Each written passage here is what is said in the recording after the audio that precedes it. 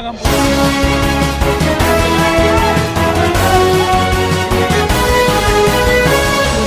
கோலார் தங்க வயலிலே விழாவை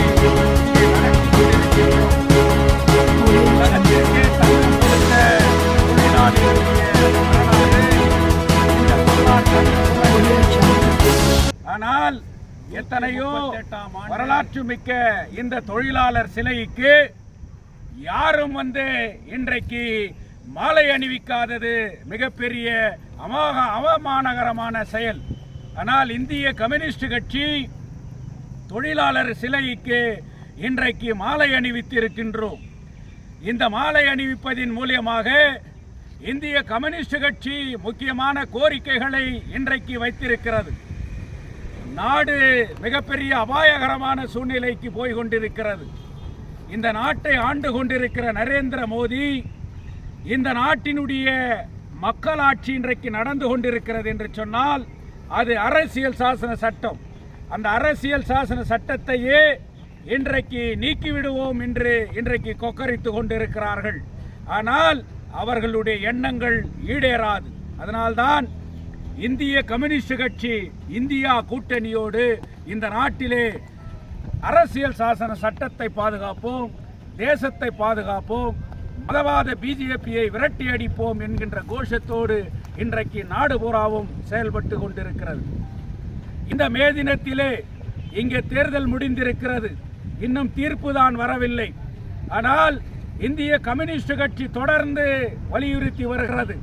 கோலார் தங்க வயலிலே இன்றைக்கு தொழிலாளர்கள் மகிழ்ச்சிகரமாக இருக்கக்கூடிய ஒரு சூழ்நிலை இல்லை. கோலார் தங்க வயலிலே இந்த குடியிருப்புகளை சொந்தமாக்கப்படவில்லை என்று சொன்னால் இந்த கோலார் தங்க வயலே இருக்காது. இந்த கோலார் தங்க வயலிலே இந்த 12,000 ஏக்கர் நிலத்திலே தொழிற்சாலைகளை உருவாக்கப்பட வேண்டும். இந்த தங்க சுரங்க பகுதிகளில் இருக்கக்கூடிய சுற்றுப்புற பகுதிகளிலே தொழிற்சாலைகளை ஏற்படுத்தப்பட வேண்டும். வெறும் வாய் ஜாலத்தால் இன்றைக்கு தொழில்பேட்டை வருகிறது, ஹப்பு வருகிறது என்கின்ற கோஷங்கள் இல்லாமல் இன்றைக்கு கர்நாடகத்தில் இருக்கக்கூடிய காங்கிரஸ் அரசு, இன்றைக்கு மத்தியில் அமைய போகின்ற இந்தியா கூட்டணியினுடைய அரசு கோலார் தங்க வயலிலே தொழிற்சாலைகளை ஏற்படுத்தப்பட வேண்டும், குடியிருப்புகளை சொந்தமாக்கப்பட வேண்டும். தொழிலாளர்கள் உலகத்திலேயே யாருக்கும் அநியாயம் ஏற்பட்டிருக்காது. உலகத்திற்கே தன் உயிரை இன்னுயிரை வைத்து தங்க சுரங்கத்திலே இறங்கி இந்த கொத்துயிராக குலையுறாக இந்த நாட்டிற்கு தங்கம் எடுத்து கொடுத்த தொழிலாளர்கள் அவர்களுக்கு 52 கோடி இன்று வரை வழங்கப்படவில்லை. அதனால் 52 கோடி வட்டியோடு வழங்கப்பட வேண்டும் என்பது இந்திய கம்யூனிஸ்ட் கட்சியினுடைய கோரிக்கை. பெமல் கான்ட்ராக்ட் தொழிலாளர்களை நிரந்தரமாக்கப்பட வேண்டும். இன்னைக்கு பெமல்ல எங்க பாருங்க அந்த பகுதியை சார்ந்தவங்களுக்கு தான் கொடுப்பான். எம்ப்ளாய்மெண்ட் அங்க இருக்கிறவனை தான் அப்பாயின்மெண்ட் பண்ணுவான். ஆனா இன்னைக்கு அதிகாரி எல்லாம் நார்த் இந்தியாக்காரனையும் கான்ட்ராக்ட் தொழிலாளர்களா வெறும் இந்த தங்க சுரங்க தொழிலாளர் பிள்ளைகளை இன்னைக்கு அமர்த்துறாங்க. 5000 கான்ட்ராக்ட் தொழிலாளர்கள் இருக்கிறார்கள். படித்த பட்டதாரிகள், ஐடிஐ முடித்து டிப்ளமோ முடித்த தொழிலாளர்களுடைய பிள்ளைகள் இன்றைக்கு 15,000க்கு கூலி அடிமைப்பட்டு கிடக்கிற ஒரு நிலைமை பெமலிலே இருக்கிறது. இந்த தொழிலாளர்கள் எதற்காக போராடினார்களோ, இந்த தொழிலாளர்கள் எதற்காக உரிமைக்காக குரல் கொடுத்தார்களோ இன்றைக்கு நரேந்திர மோடி அரசு அகற்றப்படும். பெமல் கான்ட்ராக்ட் தொழிலாளர்களுக்கு 31,500 ரூபாய் அவர்களுக்கு குறைந்தபட்ச கூலி வழங்கப்பட வேண்டும். தங்க வயலிலே தேர்தலிலே இந்தியா கூட்டணியுடைய வேட்பாளருக்காக இந்திய கம்யூனிஸ்ட் கட்சி வாக்களித்தது. அதனுடைய நோக்கம் இந்த நாட்டை காக்கப்பட வேண்டும் என்பதற்காக, இந்த தேசத்தை காக்கப்பட வேண்டும் என்பதற்காக, அரசியல் சாசன சட்டத்தை காக்கப்பட வேண்டும் என்பதற்காக தான் இந்திய கம்யூனிஸ்ட் கட்சி இருக்கிறது. ஆனால் சிபிஐ கட்சியின் மகளிர் மன்ற தலைவி மகேஸ்வரி அவர்கள் இனிப்பு வழங்க இருப்பதா அனைவரது இனிப்பு வழங்க கேட்கின்றோம்.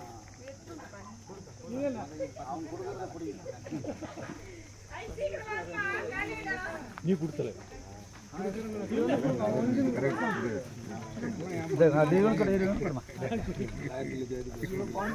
அதோடு கோலார் மாவட்ட செயலாளர் ஜோதிபாஸ் அவர்களை வருக வருகின்ற அழைத்து சிறிது நேரம் உருவாற்றுமாறு கேட்டுக்கொள்கின்றோம். லேடிஸ்க்கெல்லாம் கூடுமா சார்? அவங்க லேடிஸ்க்கு கூப்பிட்டு சொல்லுங்கள். வாங்க சாக்லேட் வாங்கி வாங்கி கொடுங்க. பேசுங்க சார். இல்லை கவர் பண்ணுங்க சாக்லேட். அன்பார்ந்த டேங் பிளாக் பெரியோர்களே, தாய்மார்களே, இளைஞர்களே, 138ஆம் ஆண்டு மே தினம் இன்று உலகம் பூராவும் அனுசரிக்கப்பட்டு வருகிறது. 8 மணி நேரம் வேலை, 8 மணி நேரம் உறக்கம், 8 மணி நேரம் ஓய்வு என்கின்ற போராட்டத்தை பெற்றுத்தந்த உரிமை இன்றைக்கு கான்ட்ராக்ட் முறைகளால் தொழிலாளர்கள் பெற்ற உரிமைகள் இன்றைக்கு இந்த நாட்டில் இருக்கிறதா, உலகம் பூராவும் இருக்கிறதா என்று சொன்னால் இன்றைக்கு பெற்ற உரிமைகள் எல்லாம் பறிபோய் கொண்டிருக்கிறது. இந்திய கம்யூனிஸ்ட் கட்சி இந்த மே தினத்திலே முக்கியமாக நாடு பூராவும் தேசத்தை காப்போம், அரசியல் சாசன சட்டத்தை காப்போம், இந்த நாட்டிலிருந்து நரேந்திர மோடி ஆட்சியை விரட்டி அடிப்போம் என்கின்ற நோக்கத்தோடு நாடு பூராவும் தொழிலாளர் விரோத, விவசாய விரோத இன்றைக்கு இருக்கக்கூடிய அந்த நரேந்திர மோடியினுடைய ஆட்சி அகற்றப்பட வேண்டும் என்பதற்காக நாடு பூராவும் இந்தியா கூட்டணி உருவாக்கப்பட்டு மிகப்பெரிய பிரச்சாரங்கள் நடந்து வருகிறது. நம்ம ஊர்ல கூட தேர்தல் முடிந்து இன்றைக்கு இன்னும் ரிசல்ட் வரல. ஆனா நோக்கம் என்ன? கோலார் தங்க வயலில் இன்றைக்கு ஜீவாதாரமாக இருக்கக்கூடிய நமது குடியிருப்புகள், தங்க சுரங்க பகுதியிலே நாம் வாழ்ந்து கொண்டிருக்கின்றோம். தங்க சுரங்க பகுதியிலே வாழ்ந்து கொண்டிருக்கிற நாம் தினந்தோறும் பெங்களூரை நோக்கி தினப்பயணிகளாக வேலை செய்து அதில் பெறுகின்ற வருமானத்தை கொண்டு வாழ்ந்து கொண்டிருக்கின்றோம். ஆனால் ஒரு காலத்திலே நமக்கு இருந்த அனைத்து உரிமைகளும் சலுகைகளும் இன்றைக்கு இருக்கிறதா? உலகத்திலேயே பிரசித்தி பெற்ற இந்த கோலார் தங்க வயல் இன்று எங்கு இருக்கிறது என்று இடம் தெரியாத சூழ்நிலை இருக்கிறது. ஆனால் தேர்தல் வருகிறது, தேர்தல் முடிகிறது. தேர்தல் முடிந்தவுடன் மக்கள் தூர போகிறார்கள். ஆட்சியாளர்கள், கொள்ளையடிப்பவர்கள் இன்றைக்கு அதிகாரத்திலே இருக்கிறார்கள். ஆனால் இந்த உரிமையை கேட்பது யார்? உரிமையை கேட்கின்ற போது, போராடுகின்ற போது மக்கள் போராடுகின்றவர்கள் பின் ஒன்று திரண்டு இருந்தார்கள்.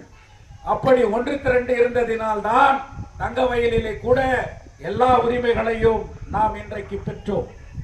இன்றைக்கு இந்த குடியிருப்புகள் இல்லை என்று சொன்னால் இன்னைக்கு இது எல்லாருக்கும் சொந்தமாக்கப்படணும். சொந்தமாக்கப்படலைன்னு சொன்னா இன்னைக்கு நம்மளுடைய எதிர்காலம் என்ன ஆகும்? இன்னைக்கு பெங்களூருக்கு போயிட்டு வரவங்க இரவுல வந்து தங்க முடியுமா? நாளைக்கு வீடே இல்லை அப்படின்ற ஒரு சூழ்நிலை ஏற்பட்டா நம்மளுடைய ஜீவாதார பிரச்சனை என்ன? அதனால எந்த விதமான நம்மளுடைய எதிர்காலம், நம்மளுடைய பிள்ளைகளுடைய எதிர்காலம், நம்மளுடைய வாழ்வாதாரம் இருக்க வேண்டும் என்று சொன்னால் இந்த தங்க சுரங்க குடியிருப்புகள் நமக்கு கட்டாயமாக சொந்தமாக்கப்பட வேண்டும். இன்னைக்கு எஸ்டிபிபி தொழிலாளர்களுக்கு 174 ஸ்கொயர் ஃபீட்டுக்கு பொசஷன் சர்டிபிகேட் கொடுத்திருக்கிறான். ஆனா பொசஷன் சர்டிபிகேட் சொல்றது ஓனர்ஷிப் இல்லை, அது சேல் டீட் இல்லை, அது பட்டா இல்லை, அது காத்தா இல்லை. எலெக்ஷனுக்காக இன்னைக்கு ஒரு சர்டிபிகேட்டை கையில கொடுத்திருக்கிறான். இன்னைக்கு ஒரு வீடு கட்டி 2 ரூமோட ஒரு கிச்சனோட ஒரு ஆளோட நம்ம வாழணும்னு சொன்னா 30க்கு 40 ஸ்கொயர் ஃபீட் இருந்தாதான் ஒரு வீடே வாழ முடியும். ஆனா 174 ஸ்கொயர் ஃபீட்னு சொன்னா 100 வருஷத்துக்கு முன்னாடி நமக்கு தட்டி வீடு குடிசைகளை அன்னைக்கு வெள்ளைக்கார ஆட்சி கொடுத்தான். அந்த மெஜர்மெண்ட்டுக்கு என்ன மெஜர்மெண்ட் இருக்குதோ அந்த மெஜர்மெண்ட்டுக்கு தான் இன்னைக்கு ஒரு சர்டிபிகேட் கொடுத்திருக்கான். அது சாதனையா? அது சொந்தமா? அதை வச்சுன்னு உன்னால வாழ முடியுமா? ஒரு கிச்சனு, ஒரு சின்ன 10க்கு 10 ஒரு ஆளை வச்சுக்கின்னு ஒரு வீடு வாழ முடியுமா? முடியாது. அதனால கோலார் தங்க வயல்ல என்ன ஆயிடுச்சுன்னு சொன்னா மக்கள் யாரும் கேட்கறது இல்ல, இளைஞர்கள் யாரும் போராடுறது இல்ல, தொழிலாளர்கள் யாரும் இன்னைக்கு தட்டி கேட்கறது இல்லைன்ற ஒரு அவல நிலையை எடுத்துக்கினே நம்ம மைன்ஸ் பகுதிகளை இன்னைக்கு புறக்கணிக்கிறாங்க. தாய்மார்கள் உங்க வீட்டில் இருக்கிறவங்க கிட்ட, இளைஞர்கள் கிட்ட இன்னைக்கு கேட்கணும், இன்னைக்கு என்னைக்கு இது நம்மளுக்கு சொந்தமாக்கப்படும். அதனால பாராளுமன்ற தேர்தலில் 10 வருஷம் ஆட்சியில் இருந்த நரேந்திர மோடி, பிஜேபி ஏன் இதை இன்னைக்கு செய்யல?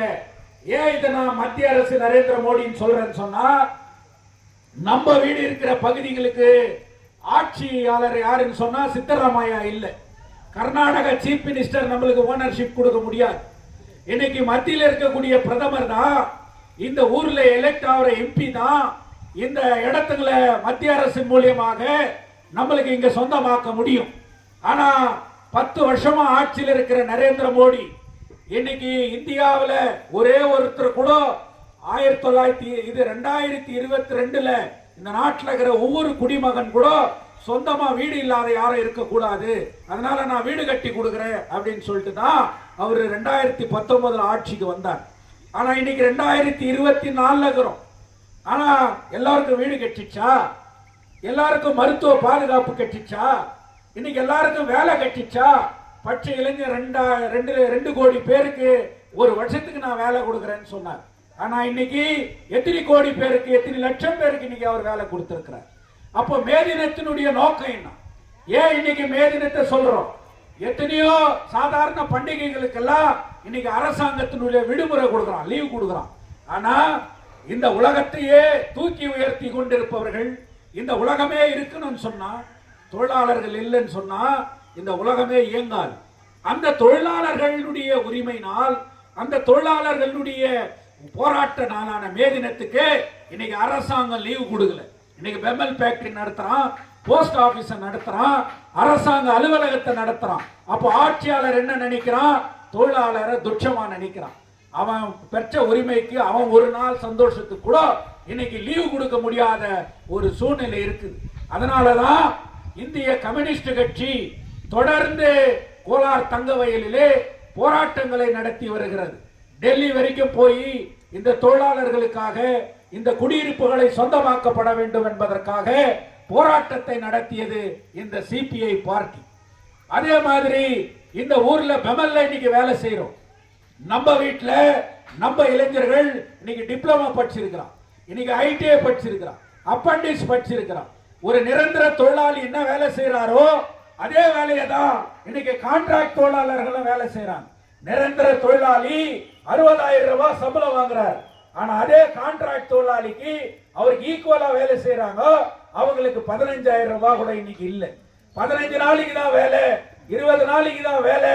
ஆனா கேட்டீங்கன்னு சொன்னா இன்னைக்கு அந்த வேலை கூட இல்லைன்னு சொல்லி இன்னைக்கு அடக்குமுறை செய்யறான். எம்ப்ளாய்மெண்ட் எக்ஸ்சேஞ்ச் ஒரு காலத்துல இருந்துச்சு. லோக்கல்ல படிச்சவங்களுக்கு லோக்கல்ல இருக்கிற கம்பெனிகள்ல வேலை கொடுக்கணும்னு சொன்னான். ஆனா நரேந்திர மோடி இந்த நாட்டில் எம்ப்ளாய்மெண்ட் எக்ஸ்சேஞ்ச் இன்னைக்கு இருக்குதா? இன்னைக்கு இல்ல. இஎஸ்ஐ இன்னைக்கு இருக்குதா? இன்னைக்கு இல்ல. மருத்துவ பாதுகாப்பு இன்னைக்கு இருக்குதா? இல்ல. இன்னைக்கு தொழிலாளர்களுக்கு பிஎஃப் இன்னைக்கு இருக்குதா? இன்னைக்கு இல்ல. எந்த விதமான உரிமைகளும் இன்னைக்கு இல்ல. இதையெல்லாம் பெற்று தந்ததுதான் மே தினம். ஆனா இந்த மே தினத்துல எந்த உரிமைகளை பெற்றோமோ அந்த உரிமைகள் எல்லாம் இன்னைக்கு இல்ல.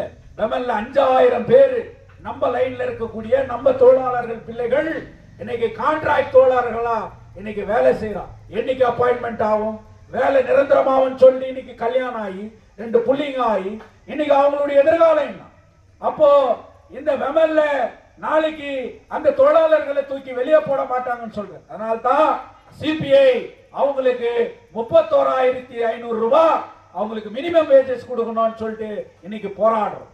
அவங்களுக்கு இன்னைக்கு நிரந்தரமாக அவங்கள வேலையில் அப்பாயின்மெண்ட் பண்ணணும்னு சொல்லிட்டு இன்னைக்கு கேட்கறது சிபிஐ.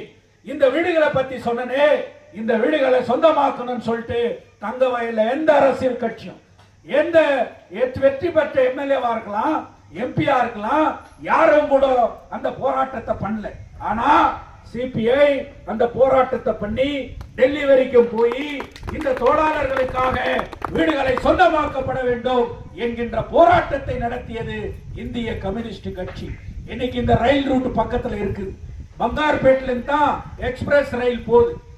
ஆனா 60 ஆண்டு காலமா மாரிக்குப்பத்திலிருந்து பிச்சாநாத்த வரைக்கும் ஒரு ரயில் பாதையை பண்ணுன்னு சொன்னான். ஒரு சாதாரண ஒரு 13 கிலோமீட்டருக்கு ரயில் பாதை திட்டத்தை அமைத்திருந்தா இன்னைக்கு எல்லா எக்ஸ்பிரஸும் இதே இந்த டேங்க் பிளாக் இந்த ரயில் ரூட் மேல போயிருக்கும். அப்படி எக்ஸ்பிரஸ் ரயில் இந்த பக்கத்துல வந்தா நாம ஏன் போறோம் பங்காருப்பேட்டுக்கு, நாம ஏன் போறோம் பெமல் நகருக்கு, நாம ஏன் போறோம் பெங்களூருக்கு வீடு, நாம இங்கேயே வீடு இருக்கக்கூடிய ஒரு சூழ்நிலை வரும். அதனால அந்த ரயில் பாதை திட்டத்தை அமல்படுத்தணும்னு சொல்லி டெல்லியில போய் போராட்டத்தை பண்ணது. இன்னைக்கு மாரிக்குப்பத்துல அந்த ரயில் பாதை திட்டம் விரைந்து நடந்து கொண்டிருக்கிறது. இதை ஏன் நான் சொல்றேன்னு சொன்னா, போராட்டத்தின் மூலியமாக தான், தட்டி கேட்பதின் மூலியமாக தான், உரிமைகளை குரல் கொடுத்து கேட்பதனால் மட்டும்தான் இன்னைக்கு உரிமைகளை பெற முடியுமே தவிர வெறும் ஓட்டு போட்டு வீட்டோட இருந்தா மட்டும் இன்னைக்கு நம்மளுடைய உரிமைகளை பண்ண முடியாது. அதனாலதான் இந்த நடந்து முடிந்த நாடாளுமன்ற தேர்தலில் கூட இந்திய கம்யூனிஸ்ட் கட்சி காங்கிரஸ்க்கு வாக்களின்னு சொன்னோம். இது என்ன கம்யூனிஸ்டுக்காரர் காங்கிரஸ்க்கு ஓட்டு போட சொன்னான்னு இல்ல, அப்படி இல்ல. நம்மளுக்கு இன்னைக்கு உனக்கு வீடு இருக்குது, உடம்புல துணி போடுறோம், சாப்பிடுறோம், இன்னைக்கு கேள்வி கேட்கிறோம், படிக்கிறோம் சொன்னா இந்த உரிமையை பெற்று தந்தது பாபா சாஹேப் அம்பேத்கர் அவருடைய அரசியல் சாசன சட்டம். இந்த அரசியல் சாசன சட்டம் உயிரோட இருக்கிறதுனாலதான் நாம இன்னைக்கு இந்த உரிமை, இந்த மைக்கு, இந்த பேசுறது இன்னைக்கு தைரியமா வாழறோம். ஆனா அந்த அரசியல் சாசன சட்டத்தையே தூக்கி எடுத்துடணும்னு சொல்லிட்டு நரேந்திர மோடி அவரு வேற ஒரு அரசியல் சட்டத்தை நாம் கொண்டு வந்து வரோம், மனு தர்ம சாஸ்திரத்தை RSS திட்டத்தை நாங்க கொண்டு வரோம் சொல்லி. மனு தர்ம சட்டம் என்ன? அன்னைக்கு அம்பேத்கர் கோயிலில நின்று தண்ணி குடிச்சாரு, அம்பேத்கரை கோணியில உட்கார வச்சாங்களே, அம்பேத்கருக்கு கல்வி குடிக்காத பண்ணாங்களே, அந்த திட்டத்தை மீண்டும் அமல்படுத்துறதுக்கு இன்னைக்கு நரேந்திர மோடி முயற்சி செய்யறான். அதனாலதான் நரேந்திர மோடி தோற்கடிக்கப்பட வேண்டும். நரேந்திர மோடி தோற்கடிக்கப்படணும்னு சொன்னா இந்த தொகுதியில கூட ஒரு நரேந்திர மோடியை தோற்கடிக்கக்கூடிய வேட்பாளருக்கு வாக்களிக்க வேண்டும் சொல்லிதான் நாம இந்தியா கூட்டணி வேட்பாளருக்கு ஆதரவு கொடுத்தோம். அதே நேரத்தில் அந்த வேட்பாளருக்கு கூட இன்னைக்கு நாங்க கோரிக்கை வச்சிருக்கிறோம். நீ வெற்றி பெற்றால் தங்க சுரங்க வீடுகளை சொந்தமாக்கப்பட வேண்டும். நீ வெற்றி பெற்றால் 35,500 ரூபாய் கான்ட்ராக்ட் தொழிலாளர்களுக்கு மினிமம் வேஜஸ் கொண்டு வரணும். பெமல்ல இருக்கக்கூடிய சகோதரர்களுக்கு அப்பாயின்மெண்ட் இன்னைக்கு கொண்டு வரணும்னு சொல்லிட்டு தான் இந்திய கம்யூனிஸ்ட் கட்சி கூட இந்தியா கூட்டணி வேட்பாளருக்கு சொன்னோம். அதனால அன்பான தாய்மார்களே, இந்த தொழிலாளர்களே, இளைஞர்களே, இது யாரோ கம்யூனிஸ்டுக்கார கோடியை தூக்கின்னு மேலிருந்து கட்டினுக்கிறான்னு நினைக்காது. பார்லிமெண்ட் ரிசல்ட் வந்த பிறகு நமக்கு மிகப்பெரிய வேலைகள் இருக்கிறது. மிகப்பெரிய போராட்டத்தை பண்ணோம். வீட்டுக்கு ஒரு ஆள் வெளியே வரணும். நாம ஏன் நம்ம வீடுகளை சொந்தமாக்கணும், நம்மளுக்கு பட்டா கொடுக்கணும். இந்த வீடுகளை கொடுக்காத வரைக்கும் யாரோ இந்த ஊர்ல கால வைக்க கூடாதுன்னு சொல்லிட்டு மிகப்பெரிய போராட்டத்தை நடத்த வேண்டிய கடமை இருக்கிறது. அதை இந்த மேதினத்திலே நாம் சூழ்நிலைக்கப்பட வேண்டும் என்று கூறி மேதின நல்வாழ்த்துக்களை தெரிவித்து புரட்சிகர மேதின வாழ்த்துக்கள். இன்குலாப் ஜிந்தாபாத்.